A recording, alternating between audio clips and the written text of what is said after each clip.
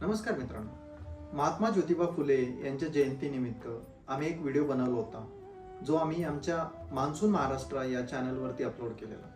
या व्हिडिओमध्ये आम्ही त्यांचं हस्ताक्षर दाखवण्याचा प्रयत्न केला, जे आज फुलेवाड्यामध्ये अवेलेबल आहे.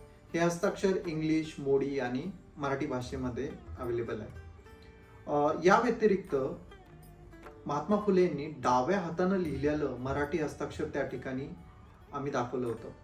आणि त्या व्हिडिओला आम्ही असं कॅप्शन दिलं होतं की महात्मा फुले यांना डाव्या हातानं लिहिण्याची पण कला अवगत होती. तर विषय असा आहे की हो, त्यांना ती कला अवगत होती, परंतु त्याचं एक कारण होतं, जे कारण आमच्या एका फॉलोअरनी आम्हाला सांगितलं आणि त्याबद्दल त्याच्या मनापासून धन्यवाद. ते कारण असं होतं की महात्मा फुले यांना वयाच्या शेवटच्या काळामध्ये अर्धांगवायू झाला होता आणि त्यामुळं त्यांचा उजवा हात हा काम करत नव्हता. परंतु एक सत्यशोधक रक्त अंगात असल्यामुळं समाजकार्य, समाज प्रबोधन आणि लिखाणाचं काम हे मात्र त्यांनी थांबवलं नाही आणि लिखाण हे डाव्या हातानंही चालूच ठेवलं. आणि या काळामध्ये त्यांनी सार्वजनिक सत्यधर्म नावाचा ग्रंथही लिहिला, जो पूर्ण लिखाण त्याचं होऊ शकलं नाही आणि त्यावेळेला महात्मा फुले यांचं निधन झालं. पुढे त्यांच्या पुत्राने तो ग्रंथ प्रकाशितही केला.